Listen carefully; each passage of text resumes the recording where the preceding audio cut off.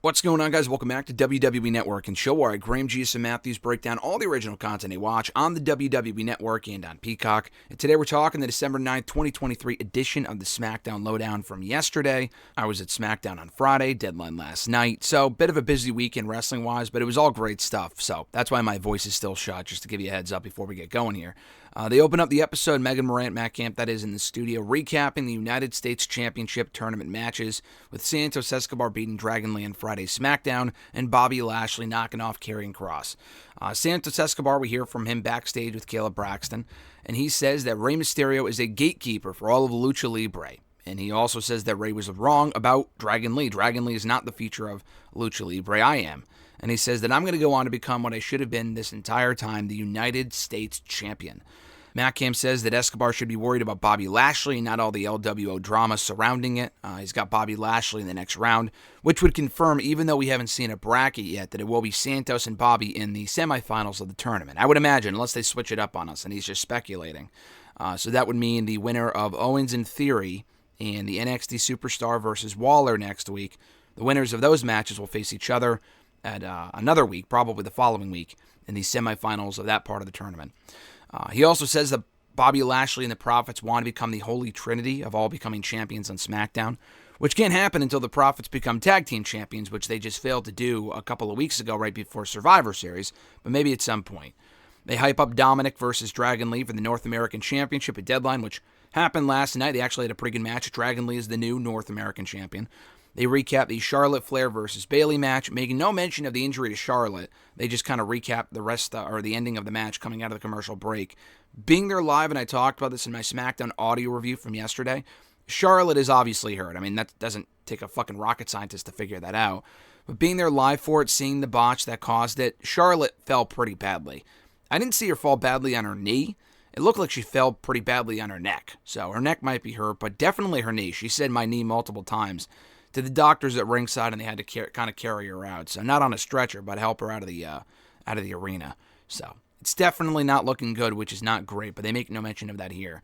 We hear from Michin and Zelina Vega backstage, and Michin says that Damage Control has taken opportunities away from them, including being in War Games a couple of weeks ago, when Damage Control attacked them prior to Becky Lynch being revealed as the final partner for Team Charlotte or Team Bianca, whatever, Team Babyface.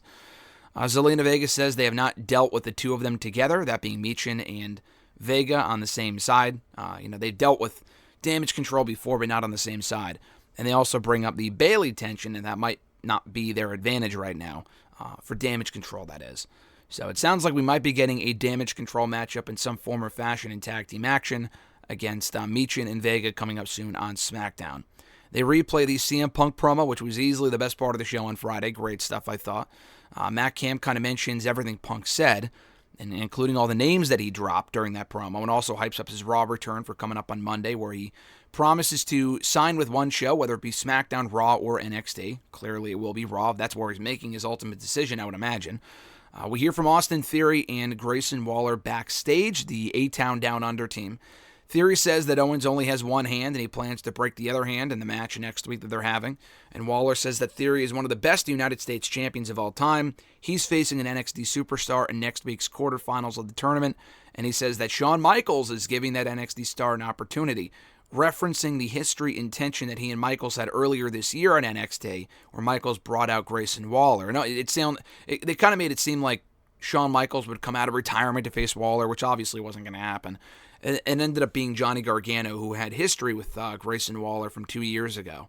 So anyway, he references that tension they've had in the past. And then they leave to go get Chinese food. So that was about it from them. And then to close out the show here, they hype up the attorney matches coming up for next week. Waller and NXT Superstar and Owens versus Theory in the quarterfinals of the tournament. They also recap the main event with Orton and Knight knocking off the Bloodline Solo Sikoa and Jimmy Uso in tag team action. They hype up Roman Reigns' return to SmackDown next week and NXT Deadline for last night, which has already happened by the time you're listening to this. So pretty standard edition per usual of the SmackDown Lowdown. Good stuff, kind of furthering storylines rather within the women's division. Theory and Waller, hearing from Escobar. We've heard from him a lot, I feel like, on this show in the last couple of months. As we should, as they kind of further tease the tension with him and Ray and the LWO and that sort of stuff. But I enjoyed the episode, good for what it was. Thank you guys for checking out my review of the show. I appreciate it. Busy weekend here on the channel. If you haven't already, be sure to check out my Interview with NXT superstar, now Iron Survivor Challenge winner for the men from Deadline. Trick Williams, that dropped on Friday. We had a 2K23 WWE Universe video drop on Friday as well, the latest episode of that.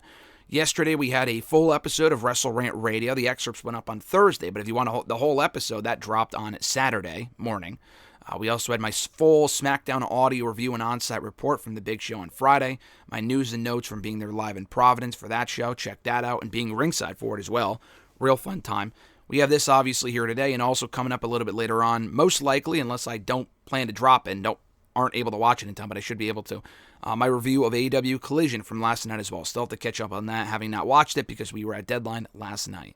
So again, thank you guys for tuning into the show. I appreciate it. Have an awesome one. I'm Graham G. Matthews, and I'll catch your ass down the road.